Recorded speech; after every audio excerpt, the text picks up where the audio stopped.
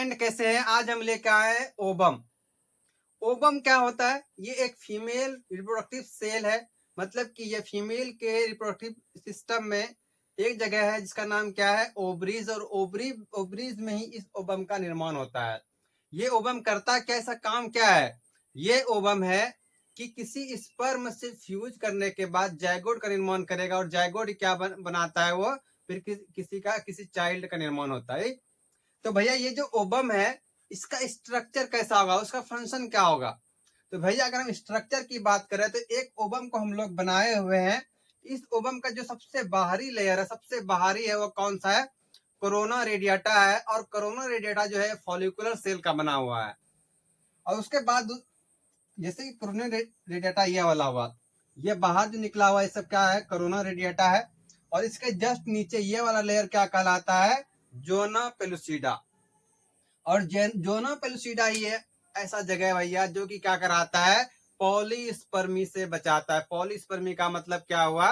कि एक से ज्यादा स्पर्म को अंदर जाने नहीं देगा। और एक चीज हम लोग पढ़े थे ना, स्पर्म में ऊपर में क्या था? एक्रोजोम। वही एक्रोजोम इसको काटता है और ये अंदर जाता है।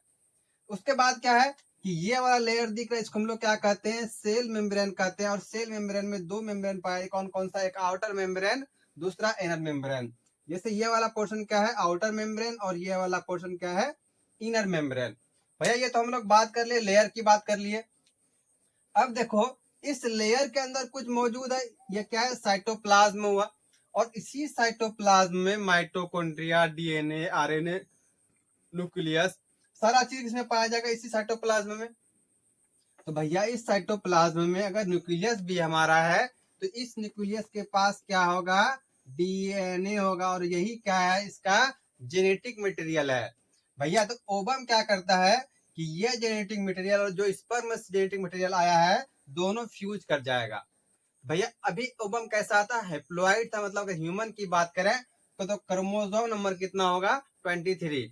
लेकिन जैसे ही फ्यूज करेगा तो फ्यूज करके क्या बना लेगा? अब उसका क्रोमोसोम नंबर कितना हो गया? 46, जो कि अब डिप्लॉयड है। और ये क्या किसका फॉर्मेशन कर लेगा? जायगोट का फॉर्मेशन करेगा। आइए एकदम शुरू से समझते हैं थ्योरी क्या कहता है। ओवम ओवम वो क्या है? फीमेल गेमीट है। ये तो हम लोग जाने कि फीमेल गेमीट है। और ये फॉर्म कहाँ होता है? सेकेंडरी oocyte से बनता है हमारा ओवम बनेगा।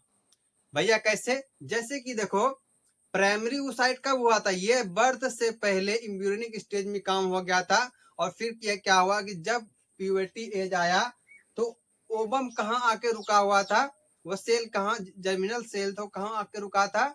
वो आके रुक गया था सेकेंडरी oocyte में।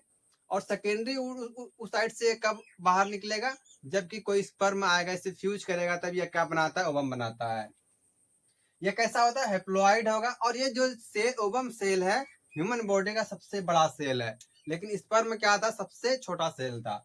भैया इसका जो प्लाज्मा मेम्ब्रेन है उसको क्या कहते हैं? ओलिमा भी कहते हैं, जो कि सिलेक्टिवली परमीबल होता है। इतना याद रहा। उसके बाद चलते इसका लेयर कौन कौन सा था? एक जोना पेलुसिडा था, एक कोरोना रेडिएटा था। तो जो जोना पेलुसिडा है, ये क्या करता है? पॉलीस्पर्मी से, पॉली मीन से बहुत सारे स्पर्म, यही ना? तो पॉलीस्पर्मी से बचाएगा। तो कैसे बचाता है? जैसे कि देखो, कोई स्पर्म, एक स्पर्म इंटर किया तो दूसरा स्पर्म इंटर ना करे, उसके लिए कौन जिम्मेदार रहता है? जोना पेलुसिडा, जो कि उसको प्रोटेक्ट करता है। उसके बाद है कि कोरोना रेडिएटा जो है सबसे आउटर लेयर है, जो किसका बना हुआ है? फॉलिकुलर सेल का बना हुआ है। तो इतना इतना तो हम लोग बताए कि इसका क्या स्ट्रक्चर क्या है। उसका फंक्शन भी देख लेते हैं। फंक्शन क्या था कि इसका जो सेल है, न्यूक्लियस है, उसके पास क्या रहता है? जेनेटिक मटेरियल रहता है। तो देखो, स्पर्म से क्या मेल का जेनेटिक मटेरियल आया, और ओवम से फीमेल का जेनेटिक मटेरियल। तो दोनों आके फ्यूज करने के बाद क्या होगा? जैसे देखो, दोनों आके एक जगह फ्यूज किया तो पहले स्पर्म का कितना क्रोमोसोम नंबर था? 23 था। और ओवम का कितना है? 23 है। तो अब जैसे ये दोनों फ्यूज करेगा, फिर से ये क्या 46 हो जाएगा? मतलब क्या फिर से ये क्रोमोसोम नंबर को रिस्टोर कर लेगा। इसके साथ साथ क्या करता है? ये जायगोट के लिए थोड़ा सा, ये जब शुरुआती रहेगा उस समय ये न्यूट्रिशन भी प्रोवाइड करता है। उसके बाद है कि फ्यूजेज विद स्पर्म, जब स्पर्म करेगा तो रिस्टोर डिप्लॉयड नंबर, जैसे नंबर फिर से क्या वापस आ गया और ये जायगोट कब फॉर्म कर लेगा।